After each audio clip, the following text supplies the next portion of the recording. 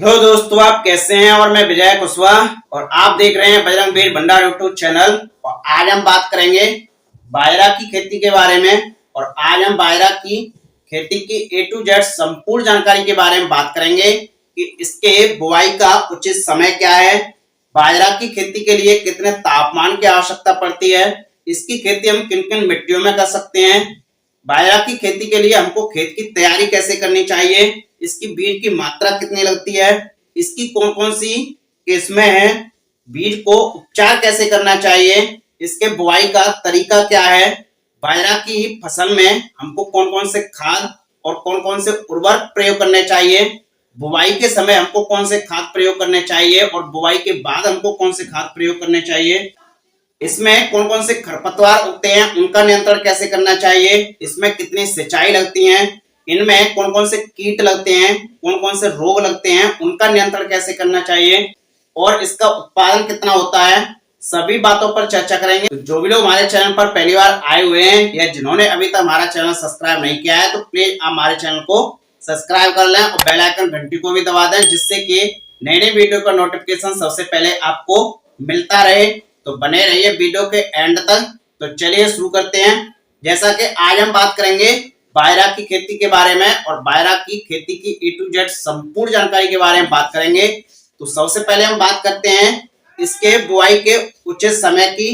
तो बाजरा की खेती हमारे भारत देश में खरीफ सीजन में की जाती है और जायद सीजन में की जाती है।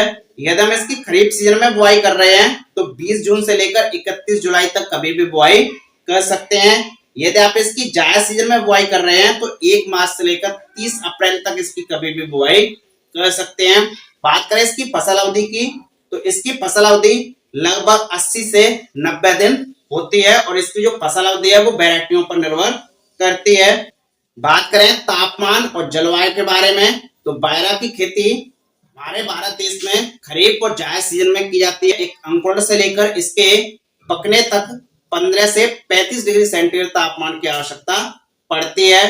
बात करें कि इसकी खेती हम किन किन मिट्टियों में कर सकते हैं तो बाजरा की खेती दोमट मिट्टी, बलुई दोमट मिट्टी, हल्की चिकनी मिट्टी, हल्की रेतीली मिट्टी, काली मिट्टी, पीली मिट्टी, इन सभी प्रकार की मिट्टियों में आप इसकी सफलतापूर्वक खेती कर सकते हैं। और मिट्टी ऐसी हो जिसमें जल निकास की अच्छी व्यवस्था हो, जिसका पीएच मान 5.5 से 7 के बीच में हो और ऐसी मिट्टी हो जिसमें कार्बनिक या जीवांश पदार्थ की मात्रा अधिकतम हो। ऐसी भूमियों में आप इसकी सफलतापूर्वक खेती कर सकते हैं।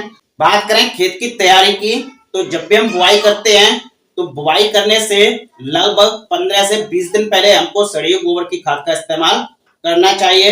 यदि आप सड़ी हुई गोबर की खाद का इस्तेमाल कर रहे हैं तो लगभग 10 से 15 टन प्रति एकड़ के हिसाब से सड़ी हुई गोबर की खाद का इस्तेमाल कर सकते हैं। उसी के साथ यदि हो सके तो आप ट्राइकोडर्मा जो कि 3 से 4 किलोग्राम प्रति एकड़ के हिसाब से प्रयोग कर सकते हैं। बुआई से लगभग 15 से 20 दिन पहले जब आप बाजरा की बुआई कर रहे हैं तो बुआई करने से लगभग 5 से 6 दिन पहले आपको खेत में सिंचाई करनी चाहिए। यदि बरसात नहीं होती है तब आप सिंचाई कर सकते हैं। यदि बरसात हो जाती है तो बरसात होने के बाद उचित नमी हो जिसको हम ओट कहते हैं, जब ओट आती है तब आप खेत की जुताई कर सकते हैं। और जब आप बाजरा की बुआई कर रहे हैं उससे लगभग 12 घंटे पहले आप कुछ खादों का प्रयोग कर सकते हैं, जैसे कि डीएपी 40 से 50 किलोग्राम प्रति एकड़ के हिसाब से, एसएसपी जिसको हम सिंगल सुपर फॉस्फेट बोलते हैं उसका आप लगभग 100 किलोग्राम प्रति एकड़ के हिसाब से, उसी के साथ साथ आप पोटास जो कि 30 से 40 किलोग्राम प्रति एकड़ के हिसाब से, इन सभी खादों को मिलाकर इसी के साथ साथ आप किसी एक कीटनाशक को ले सकते हैं, जैसे कि फिप्रोनिल 0.3% जीआर फॉर्मुलेशन में आती है, उसका आप 5 से 7 किलोग्राम प्रति एकड़ के हिसाब से इन सभी खादों को मिलाकर आप खेत में बिखेर सकते हैं। और खेत में बिखेरने के बाद आप खेत की तुरंत जुताई कर सकते हैं और जुताई करने के बाद आपको लगभग 12 घंटे बाद बाजरा की बुआई कर सकते हैं। और बाजरा की बुआई करने के बाद आपको तुरंत पाटा लगा देना चाहिए, जिससे कि आपके खेत में उचित नमी बनी रहे और जब आपके बीज का अंकुरण हो तो अंकुरण होने में कोई भी दिक्कत नहीं हो, इसलिए आपको पाटा लगा देना चाहिए। बात करें बीज की मात्रा की तो बाजरा की जो बीज की मात्रा है वो आपके बुआई के तरीके पर और बुआई के समय पर काफी निर्भर करती है। एक एवरेज लगभग 1 एकड़ खेत की बुआई के लिए 1.5 से 2.5 किलोग्राम बीज की आवश्यकता पड़ती है। बात करें उन्नत किस्मों की, तो बायरा की हमारे भारत देश में सैकड़ों वैरायटियां पाई जाती हैं और अलग अलग स्थानों पर अलग अलग वैरायटियां लगाई जाती हैं। उनमें से हम कुछ वैरायटियों के नाम आपको बता दे रहे हैं, जैसे कि Pioneer 86M11, Pioneer 86M84, Pioneer 86M88, Pioneer 86M90, Pioneer 86M86, Kaveri superwash, Crystal की कुछ वैरायटियां आती हैं जैसे कि 9444, 9450, 9001, इसके अलावा 9666 और पायनियर 86M38। धन्ना की कुछ वैरायटियां आती हैं जैसे कि MP 7171, MP 7793, MP 7878, MP 7366। इसके अलावा पायनियर की और भी वैरायटियां आती हैं जैसे कि 86M94, 86M95, Nandi bio seeds की कुछ वैरायटियां आती हैं जैसे कि नंदी 75 और भी वैरायटियां आती हैं। तो अलग अलग स्थानों पर अलग अलग वैरायटियां पाई जाती हैं। अलग अलग कंपनियों की हमारे भारत देश में सैकड़ों वैरायटियां पाई जाती हैं। आपके यहाँ कौन सी वैरायटी लगाई जाती है, आपके यहाँ कौन सी वैरायटी अधिकतम उत्पादन देती है, आप उसके अनुसार वैरायटी लगा सकते हैं। बात करें बीज उपचार की, यदि हम मार्केट से इनके बीजों को लेकर आते हैं तो ये ऑलरेडी उपचारित होते हैं, हमको उपचारित करने की आवश्यकता नहीं पड़ती है। यदि आप घर के बीज की बुआई कर रहे हैं तब आप कैप्टन या थायराम फंजीसाइड की 2 से 3 ग्राम मात्रा से प्रति किलोग्राम बीज को उपचारित कर सकते हैं। बात करें बुआई के तरीके की, तो हमारे भारत देश में बायरा की बुआई 3 तरीकों से की जाती है। एक तो देसी हल के द्वारा की जाती है, दूसरी मशीन द्वारा जिसको हम सीड ड्रिल मशीन बोलते हैं उसके द्वारा की जाती है, तीसरा छिटकमा विधि के द्वारा भी खेती की जाती है। बात करें खाद और उर्वरक की, तो जब भी हम बुआई करते हैं उस समय जो भी हमने आपको खाद बताए हैं उन खादों का प्रयोग कर सकते हैं। उसके बाद कुछ खादों का प्रयोग करना चाहिए, जैसे कि जब आपकी फसल बुआई के 20 से 25 दिन की हो जाती है उसके बाद हमको कुछ खादों का प्रयोग करना चाहिए, जैसे कि यूरिया आप लगभग 60 से 70 किलोग्राम प्रति एकड़ के हिसाब से प्रयोग कर सकते हैं। किसान भाई यहीं पर यही गलती करते हैं कि जो यूरिया है, यूरिया 45 किलो का कट्टा आता है और किसान भाई 45 किलो प्रति एकड़ के हिसाब से प्रयोग करते हैं, लेकिन आपको अधिकतर प्रयोग करना है। अधिकतर का मतलब यह है कि लगभग 60 किलोग्राम प्रति एकड़ के हिसाब से आपको यूरिया का इस्तेमाल करना है जब आपकी फसल 20 से 25 दिन की हो जाती है उस समय। और इसी यूरिया के साथ साथ आपको लगभग 3 किलोग्राम प्रति एकड़ के हिसाब से आपको ह्यूमिक एसिड का इस्तेमाल करना है। कुछ किसान भाई जाम का भी प्रयोग करते हैं, जैसे कि सुमिटोमो कंपनी का लाटू जाम आता है, धनजाम गोल्ड धानुका कंपनी का आता है, अलग अलग कंपनियों के अलग अलग जाम आते हैं। जाम से यदि आप ह्यूमिक एसिड का प्रयोग करते हैं तो ह्यूमिक एसिड का काफी बेहतरीन रिजल्ट देखने को मिलते हैं। उस समय आपकी फसल टिलरिंग स्टेज पर होती है, उस समय यदि आप ह्यूमिक एसिड और यूरिया का यदि प्रयोग करते हैं तो आपके बायरा की फसल में अधिकतर टिलरिंग की क्रिया होती है, जिससे कि हमारी जो पैदावार है वो काफी अधिक देखने को मिलती है।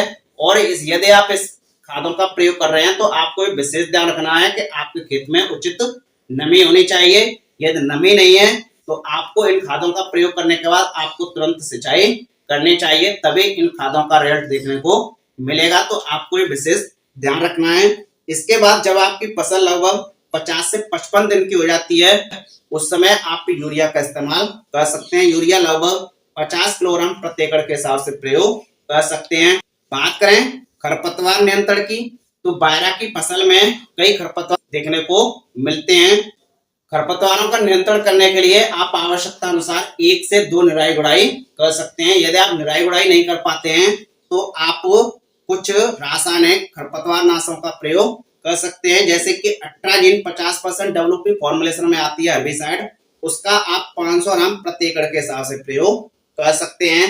अट्राजिन का यदि आप प्रयोग करते हैं तो आपकी फसल में जो भी चौड़ी पत्ती वाले खरपतवार होते हैं उनका खात्मा हो जाता है। यदि आप लोडेस का प्रयोग करते हैं, लोडेस जो कि बायर कंपनी की आती है, लोडेस का यदि आप प्रयोग करते हैं तो इसका आप 115 ml प्रति एकड़ के हिसाब से प्रयोग कर सकते हैं। लोडेस का यदि आप प्रयोग करते हैं तो आपके खेत में चौड़ी पत्ती वाले, सकरी पत्ती वाले सभी खरपतवार नष्ट हो जाते हैं। बायरा को छोड़कर सभी खरपतवार बिल्कुल खत्म हो जाते हैं। बात करें सिंचाई प्रबंधन की, तो यदि हम खरीफ सीजन में बायरा की खेती करते हैं तो अधिकतर सिंचाइयों की आवश्यकता नहीं पड़ती है, क्योंकि ये बरसात का सीजन होता है तो इसमें अधिकतर सिंचाइयों की आवश्यकता नहीं पड़ती है। आवश्यकता अनुसार आप 1 या 2 सिंचाई कर सकते हैं। यदि आप इसकी जायद सीजन में बुआई कर रहे हैं तो जायद सीजन में आपको पलेवा से लेकर और अंतिम तक आपको सिंचाइयों की आवश्यकता पड़ती है। पलेवा के लिए भी आपको सिंचाई करनी पड़ती है। उसके अलावा लगभग 5 से 6 सिंचाइयों की आवश्यकता आपको पड़ती है। और आपको ये विशेष ध्यान रखना है, चाहे खरीफ सीजन की फसल हो चाहे जायद सीजन की फसल हो, जब आपकी बायरा की फसल फ्लावरिंग और फ्रूटिंग स्टेज पर हो, कहने का मतलब जब आपकी फसल मिल्किंग स्टेज पर हो, जब दाने में दूध बनना स्टार्ट हो, उस समय आपको ये विशेष ध्यान रखना है। उस समय आपको खेत में नमी बनाए रखना है। यदि आप खेत में नमी नहीं रखेंगे तो आपकी फसल में जो दाना है वो छोटा रहेगा और बालियों में दाना भरपूर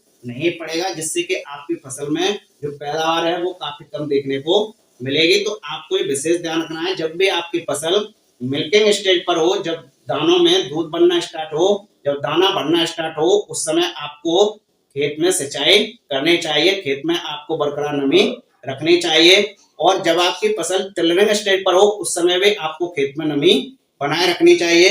बात करें रोग और उनके नियंत्रण की, बायरा की फसल में अधिकतर रोग देखने को नहीं मिलते हैं। एक दो रोग हैं जैसे कि डाउनी मिल्ड्यू है, लीफ स्पॉट है, ये रोग देखने को मिलते हैं। इनकी रोकथाम करने के लिए आपको कुछ वैरायटियां ऐसी हैं जो इनके प्रतिरोधी हैं, उन वैरायटियों का आप चयन कर सकते हैं। दूसरा, आप जब भी इसकी बुआई कर रहे हैं उससे पहले आप ट्राइकोडर्मा का इस्तेमाल कर सकते हैं। और बायरा की फसल में स्प्रे, यदि आपकी बायरा की फसल ज्यादा बड़ी हो जाती है उस समय आप इसमें स्प्रे नहीं कर सकते हैं। यदि आप बड़ी खेती कर रहे हैं तब आप ड्रोन के द्वारा स्प्रे कर सकते हैं। यदि आप ड्रोन के द्वारा स्प्रे कर रहे हैं या आपके पास और भी कोई साधन है तब आप इसमें कार्बेंडाजिम प्लस मैंकोजेब, जो कि 12% प्लस 63% अनुपात में आता है, उसका आप 500 से 800 ग्राम प्रति एकड़ के हिसाब से प्रयोग कर सकते हैं। बात करें कीट और उनके नियंत्रण की, तो बायरा की फसल में कई सालों से एक सुंडी का अटैक देखने को मिलता है, जो कि वो तना छेदक सुंडी है, उसका काफी अटैक देखने को मिलता है। उसकी रोकथाम करने के लिए आप इमामेक्टिन बेंजोएट, जो कि 5% एसजी फॉर्मुलेशन में आती है, उसका 150 से 200 ग्राम प्रति एकड़ के हिसाब से प्रयोग कर सकते हैं। या फिर आप वोलियम फ्लेक्सी का प्रयोग कर सकते हैं। वोलियम फ्लेक्सी आप 150 से 200 ml प्रति एकड़ के हिसाब से प्रयोग कर सकते हैं। बात करें फसल कटाई की, तो जब आपकी फसल के दाने सख्त हो जाएं और दानों में जो नमी है वो कम से कम रह जाए, उस समय आप अपनी फसल की कटाई कर सकते हैं। और बायरा की फसल की कटाई कई तरीकों से की जाती है हमारे भारत देश में। बात करें इसके उत्पादन की, तो इसका जो उत्पादन है वो आपकी देखरेख पर, आपकी लागत पर, लगाने के समय पर, लगाने के स्थान पर, जलवायु पर, तापमान पर और वैरायटी पर, कई कारकों पर निर्भर करता है। एक एवरेज लगभग 18 से 20 कुंतल प्रति एकड़ के हिसाब से उत्पादन देखने को मिल जाता है। और उत्पादन हमने आपको पहले बताया, ये कई कारकों पर निर्भर करता है। और इस साल जो जायद सीजन की जो फसल है बायरा की, उसमें काफी कम पैदावार देखने को मिली है, क्योंकि इस साल जो टेम्परेचर है वो काफी ज्यादा रहा है, इसलिए पैदावार कम देखने को मिली है। तो ये रही बायरा की खेती की A to Z संपूर्ण जानकारी। यदि आपको वीडियो पसंद आई हो तो एक लाइक जरूर कर दें और चैनल को सब्सक्राइब कर लें। मिलते हैं अगले नेक्स्ट वीडियो में एक नई जानकारी के साथ। जय जवान जय किसान।